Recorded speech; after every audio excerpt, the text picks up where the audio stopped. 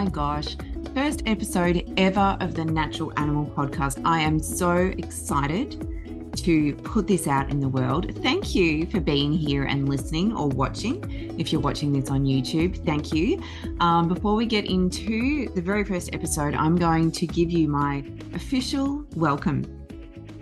Hello and welcome to the Natural Animal Podcast, where we share thoughts and ideas about the nature of animals, their preferences, their behaviors, their ways of being, to engender a greater understanding, respect, compassion, and love for all animals, companion, farm, and wild. I hope you enjoy this week's episode. Oh my gosh, we did it. We did it. For those of you who don't know me, my name is Ruth Hatton, and I live on the beautiful sunny coast in hinterland in Queensland, Australia. And I am an animal lover. Hello. Like, how could I create this show if I wasn't an animal lover? I live here with my two cats, Max and Elvie, my beautiful, beautiful boys, who you may see or hear every now and again on the show. I These are going to be raw, unedited conversations. And I say that as I was actually stumbling over my words, trying to think about what I was going to say next. So you can expect this to happen. My brain can be quite jumbled and all over the place at times. If you're used to already working with me or you follow me on social media and things like that, you're going to be used to my style. But if this is the first time that you've experienced me, it may take a bit of getting used to, but you'll get used to it, I promise. So who is this show for? It is for animal lovers. It is for pet parents. My work is as an animal naturopath. That's my main work. I run my own business from my home here on the sunny coast. But this show is not just going to be for pet parents. We're going to be talking about a variety of things, a variety of topics. Like I said in the official intro, it is designed to share ideas and thoughts to engender a greater understanding, love, respect, and compassion for animals and for all animals. Excuse me, not just cats and dogs, but every kind of animal that walks upon the earth, right? So, yes, the cats and dogs, yes, the horses, yes, the chickens, yes, the sheep, all the farm animals, all the pigs. I got a brain freeze trying to think about animals at the moment. All the wild animals as well, lions, tigers, bears, the birds, the butterflies, all of them. I love all of them.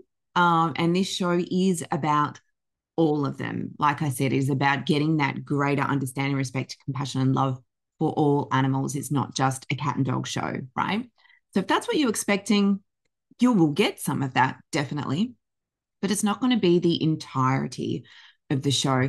And this really brings me back to my roots. So I already shared with you that I am an animal lover, but being an animal naturopath has only started in 2014, 2015. Before that, I've kind of advocated for animals all my life, directly and indirectly. And so that's something that I'm very passionate about. And this show is a way for me to get back into that advocacy. We are going to be discussing so many different kinds of topics. We are going to be talking about companion animal health, and that will always be based around natural and holistic animal health. That is the work that I do. That is the work that I know. That is the work that I believe in. That is the way that I believe is the best way to support our companion animals. So there will be shows where I share ideas and information on that topic of companion animal health. But there will also be shows on human-animal connection. How can we engender a deeper connection, heart and soul connection with animals, all animals, not just the ones that we live with. There will be shows about science. There will be shows about animal behaviors and emotions. There will be some shows about politics, the politics of animals. I imagine they will be quite heavy hitting. But because of going back to those animal advocacy roots that I mentioned, I used to have a job where I was doing a lot of political work, and it is a political issue. The welfare of animals is a political issue, and so there will be some of that on this show. Spirituality, I can guarantee you right now, if you're not a spiritual person, um, even if you are a spiritual person, there is going to be spiritual elements on this show. I'm a very spiritual person, and so you can expect that some episodes will be solely based around a spirituality topic as it relates to animals. It's always going to come back to animals, but within shows that don't appear to have an obvious spiritual connection, spirituality may still come up, right? Where they're relevant. So be ready for that, or don't be ready for that. It doesn't matter, but it's just to let you know that there will be spiritual elements in these conversations as they come up. These are free flowing conversations. There's going to be shows that are just me, like this one. And next week's show is also going to be just me. But there's also going to be shows that are guest interviews or actually guest conversations. The idea around the shows is that I invite guests to come and talk to us to share their wisdom and their insights relating to their specialty and their experiences with animals, right? And these are going to be, the idea of these is that it's not just a back and forth A and B interview, right? Or I ask a question, I get an answer, move on to the next question, and I just be quiet while they're giving their answer, right? These are designed to be free flowing conversations. We may go off on wild tangents. I can guarantee that because I've already recorded all the guest shows for this first season of the Natural Animal Podcast. We do go off on tangents sometimes, but we always bring it back to the core topic. But the tangents are still relevant, and I'm sure you're going to very much enjoy them because they're all steeped in this deep love and passion and respect for animals. And you're going to get that. You're going to glean that when you listen to these shows. There are going to be some shorter episodes, but there's also going to be some longer episodes. For example, one of the guest conversations in this first season is over 2 hours. So you don't have to sit and listen or watch a 2-hour episode, right? You can chop it up in parts, and that's what I do. Like I drive around, I play an episode of one of the many podcasts that I listen to, and then every time I come in the car, it comes back on, and I resume listening to it. So you can do that. These are deep. These longer episodes are deep conversations. I never want to be like, we only have half an hour today. Sorry, that's the end. I want to give time and oxygen to go deep, right? And so that's you will observe that, you will witness that, you will experience that, particularly in those special guest shows. I think I said, I can't remember, but they will be raw, unedited conversations. So this is raw and unedited. I do not have the time or the energy or the inclination to go and do all this fancy editing. I am doing everything, at least in this first year of the show. I'm doing everything myself. The recording, the editing, the management, the researching, it's, publishing, all that stuff. It's all me, right? Plus, I have my work, which I'll speak to you about in a moment. I have my work, my day-to-day, the work that actually helps me to pay my bills, feed me, feed my cats, all of that, right? So a lot of stuff going on. We're all busy. We live in a busy world, right? So I'm not going to spend hours editing a show. You're going to get exactly the conversation that we have. And what that means is there's going to be ums and ahs. There's going to be pauses. There's going to be, what are we talking about? What's that word I'm trying to get? But this is the thing. This is raw, unedited, organic conversations. Like I like to think of it as, just say you're in a coffee shop or you're at the beach and there's a couple and they're having a conversation next to you and maybe you're eavesdropping. It's like, this is a really interesting conversation. So it's natural organic conversation. I hope you enjoy this style. If you don't, well, that's fine. You don't have to listen. You don't have to partake in this podcast. There will be special cat guests sometimes. My cats, they will jump up on the desk here where I'm recording this conversation, this episode that I'm having with you right now. They might brush up against the microphone, which means there might be a bit of a shuffle that you hear. Remember, raw, unedited, organic conversations. You might also like to think of it, particularly in these solo shows like this one, that we're just hanging out in my house, having a good chat, having a good chin wag, right? So expect that. And if you are ever watching these on YouTube, you will get to see my beautiful boys. So that is definitely a special treat. What do I want to share with you next? If you ever have topic suggestions, questions, ideas for guests, please reach out, contact me, let me know. I imagine at some point I will have a specific page on my website where you can fill in a form and give me your ideas or your questions and things like that. But I would love, this show is as much for you as it is for me, as it is for my guests, right? I want you to be an active part of it. I want you to contribute to the conversation if you want to. No pressure, you don't have to.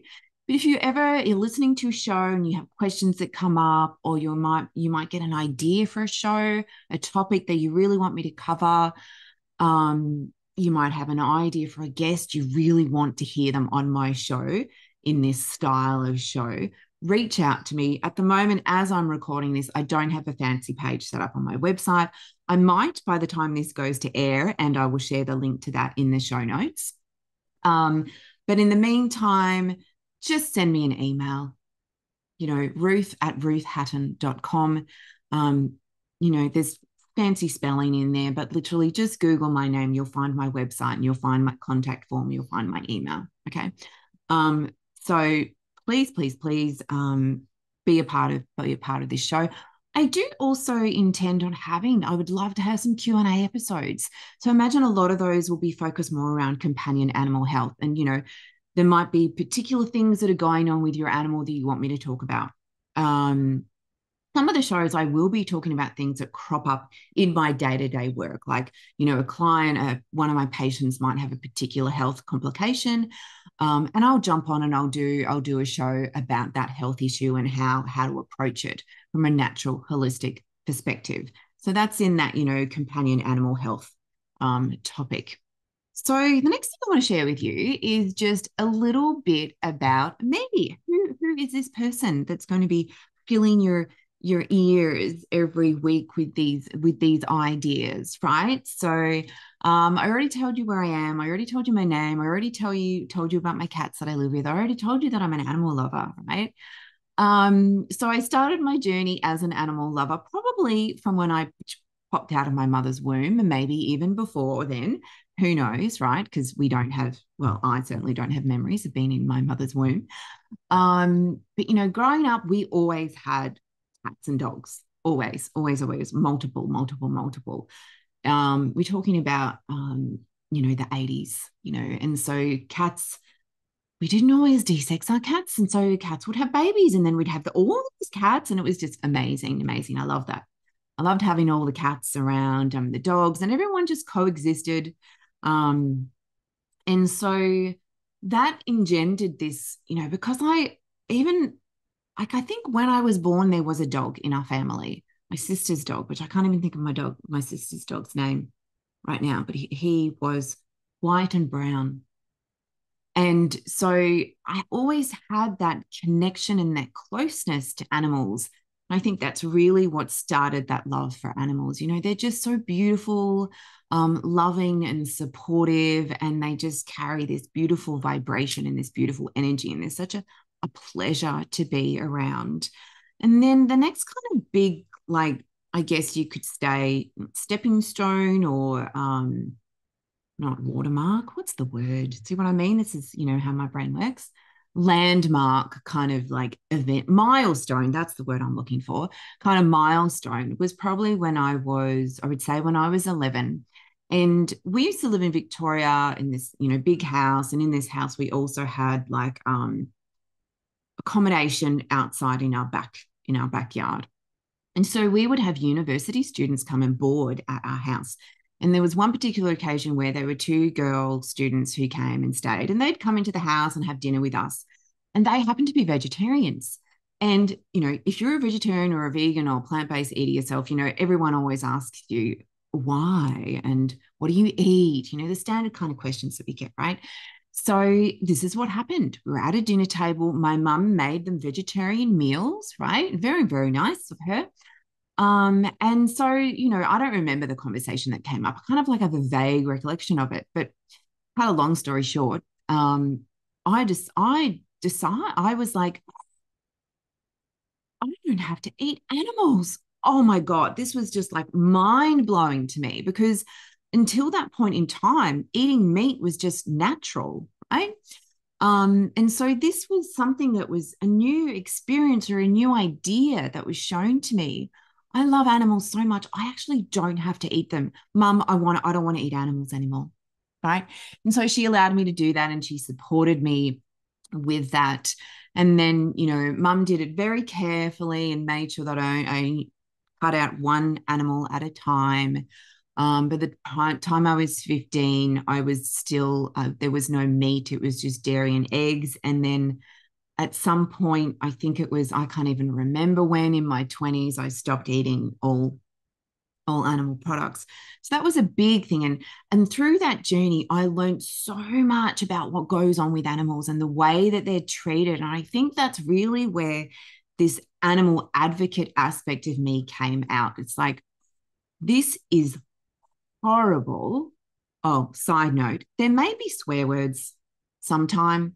I do swear. I do have a bit of a potty mouth. I am getting better, trying to be a bit more professional, all that. But you will get me on this show. You will get, who I am, what you see, what you hear is what you get. It's me, right? So every now and again, there might be a bit of a, so just warning if you've got kids and they're listening, and it's not going to be like crazy town and not every episode, but just little, hello.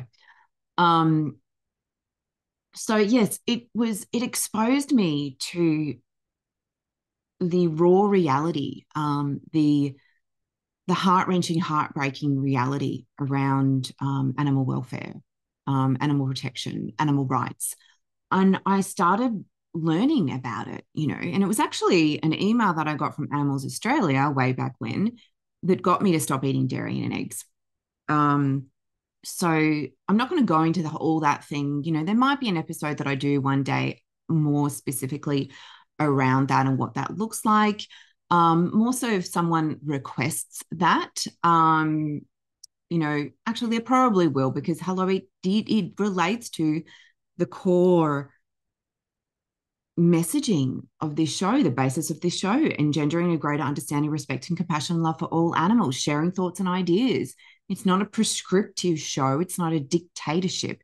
It's sharing thoughts and ideas and seeing how they land for you, right? So maybe one day there will be a show on that topic that goes into that a bit more, So I started doing more research and then I started going to events and things like that. And I found and learned about animal law. I was a lawyer at that point. I was a lawyer for 17 years.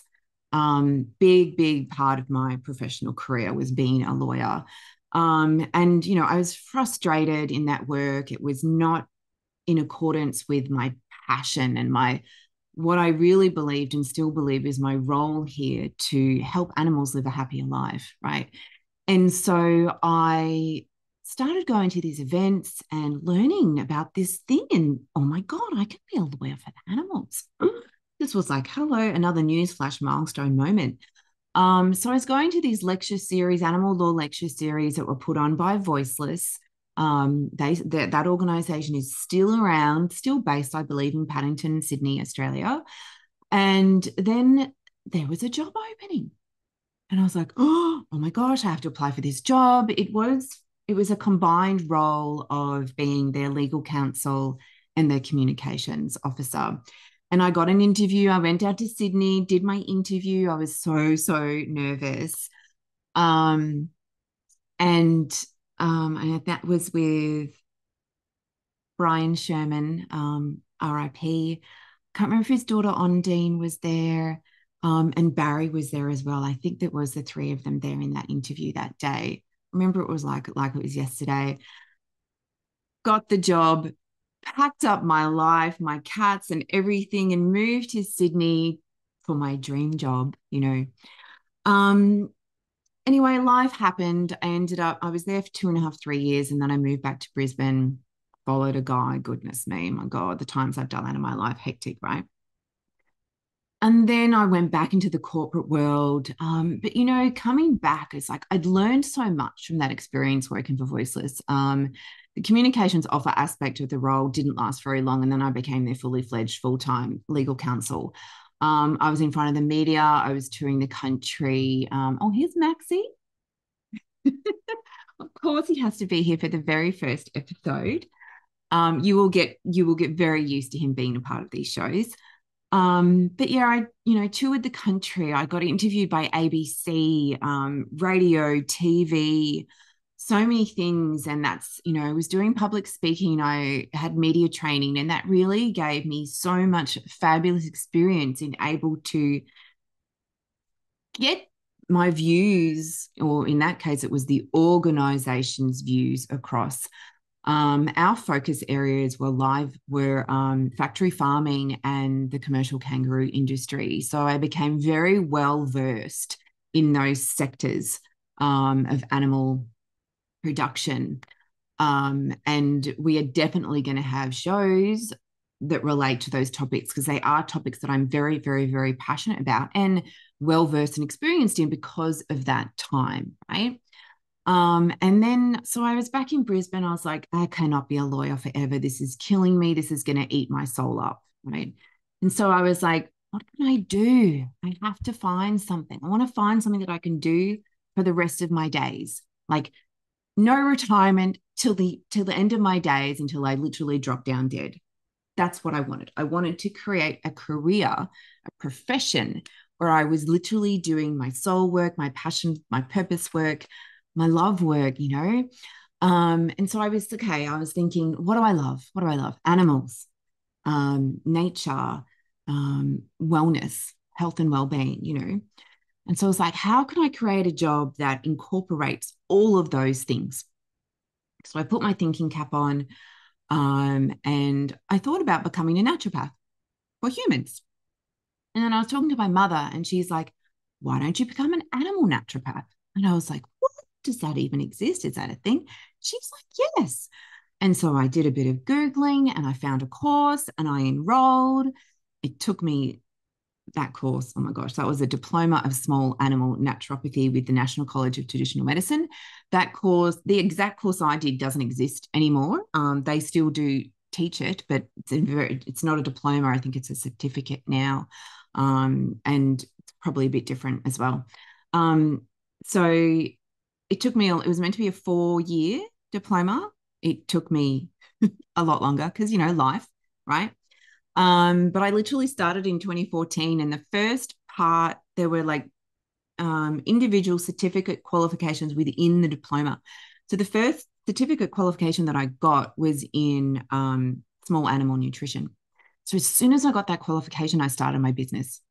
Sahaja Animal Healing. I chose the word Sahaja because I was actually in Bali on a yoga teacher training course in northern Bali. And I was thinking, oh, what am I going to call my business? So this must have been in 2014 or early 2015. And I wanted a word. I didn't want to just use my name, even though that's what I do now. Hello. I wanted a word that really represented what I would be teaching, the work that I would be doing, as well as me, right? And so because I was all in my Bali and all in my yoga, I came across a Sanskrit word, sahaja, which means inherent, innate, natural. And I was like, that's perfect. So it's like natural animal healing, inherent animal healing, right? But then I that is still my official trading name of my business. I don't use it very often. And it used to be my website, sahajaanimalhealing.com, but people couldn't say it. People couldn't read it, even though I thought it was very simple. It's like Sahara Desert. It's just literally 3 syllables, Sahaja, not rocket science, But people couldn't say it. So I was like, oh, I'm just going to use my name, da da da. So that's how that came about. And then so I just started with nutrition, cat and dog nutrition. And one of the first things I did in 2015, because I was like, I have to get out there. I had to let people know that I exist. So I did the Mind Body Spirit Expo that year in Brisbane, and I got my first 10 clients. It was amazing. It was so amazing. I was like, oh my God, I'm doing it. I'm doing it. And then, that's how it began. And then as I got each qualification, I added that modality to my business. So now it's the fully fledged animal naturopathic work. So that includes nutrition. That includes, I am trained in myofunctional therapy, fancy name for massage. I don't do it anymore. I used to go out and massage animals. I do teach, my clients how to use very, very simple techniques where it's indicated for their animals, but it's not something that I offer anymore. There's plenty of animal massage therapists out there. You'll find someone, no drama. A lot of physical therapy practitioners out there, not as many animal naturopaths. So I really felt that I'm more needed just doing, the animal naturopathy work, excluding the massage. So we've got the nutrition, we've got, the massage, which I don't do anymore. The herbal medicine. Obviously I learned a lot about anatomy, particularly in myofunctional therapy.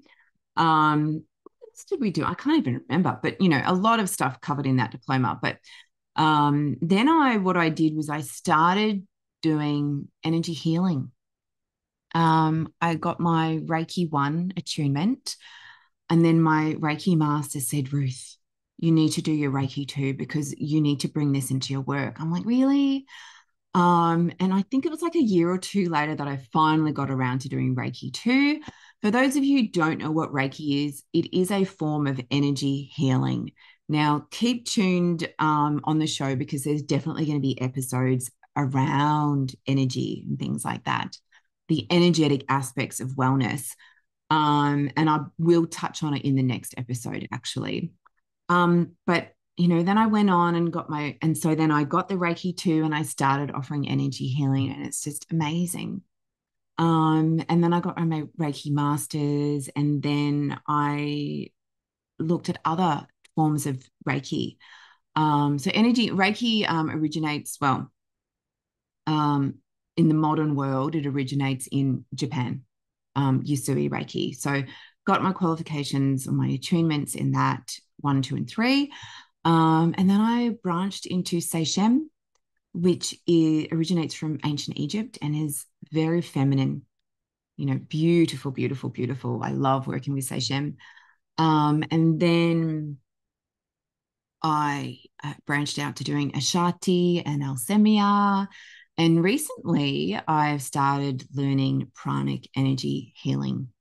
So bringing all of that into the work as well, because, I see my work, it's not just about what we're feeding our animals, what remedies or what supplements or medications, it's not just about the physical body. It is also about the emotional body, the energetic body, the spiritual aspects, right? And so I bring all of that into my work. So if you want to learn more about my work as an animal naturopath, as an energy worker for animals and their humans, I do sessions. I do sessions with just animals. Remotely, it's not often that I go out to people's houses and do sessions. I'm mostly just doing remote. So I do work with people all over the country, all over the world. But what I was going to say, yes, energy healing. Oh, yes. If you do want to find out more about my work as an animal naturopath, as an energy worker, you can go to ruthhatton.com. Just Google my name. You'll find the website should be the first thing that comes up.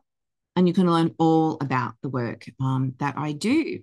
So I think That's all I really wanted to share with you today. I think that gives you a good understanding, a good introduction to me, who I am, um, what I stand for, what you can expect from this show, who this show is for. So I hope that you enjoy this journey. Actually, there is some things I didn't tell you. You can expect weekly shows. I am going to be running them in season. So the first season will be 12 weeks. So back to back 12 weeks of shows. Then I'll be having about a 4-week break before we're moving to season 2. The break is for 2 reasons. One, so I can have a bit of breathing space. I'm a kind of person that needs that. I do get bored. I do get overwhelmed. So it's nice to just go, season 1 is done. It's like a TV show. Yeah, we did season 1. Whoa. So, because there's going to be some of those longer form shows as well as the shorter episodes, that break also gives you an opportunity to catch up, gives you an idea to think about, oh, I want Ruth to interview this person, or I would love Ruth to talk about this topic, right? So it works for both of us. I will be, you can listen to this show on Apple Podcasts and Spotify. You can watch this show on YouTube. So help, something for everyone, whether you're a visual or an auditory person, you can tune into the show, whatever platform suits you. If you love this show, please subscribe so that you never miss an episode. And if you really love this show or a particular episode, of course, I would love for you to leave a review. This helps me to get the show out there. And we're going to be talking about really important topics. We are going to be talking about animals, right? So the more that we can put these thoughts and ideas out there around how to understand animals better, respect animals better, have more compassion and love for animals, we have the power to change the world. We have the power to change the way animals are treated and regarded so that they can live happier lives. So I would love for you to come on this journey with me, to advocate these messages with me. And so because we all live in this digital age and everything's based on algorithms, the more likes and reviews and subscribes I get, the more the algorithms push out my show, right? So that means the message gets out to more and more people. And we're going to just create so many animal lovers. It's going to be insane. So I would love for you to come on this journey with me. That is all that I have for you this week. It is longer than I thought I was going to do. I thought it would be 10 to 15 minutes. It's coming to 35 minutes. I'm a talker. I'm a chatterbox, which is why I am doing longer, allowing myself to do the longer form shows. But I'm not going to rattle off to you anymore. I've said everything that I want to say. I hope you have a fabulous day. Big love to you and your fur babes, no matter what form they take. Go out into the world, enjoy seeing and witnessing and being with the animals. They are such a beautiful, beautiful part of our life. And we are so lucky and privileged to be able to share our lives with them. So thank you, and goodbye for now.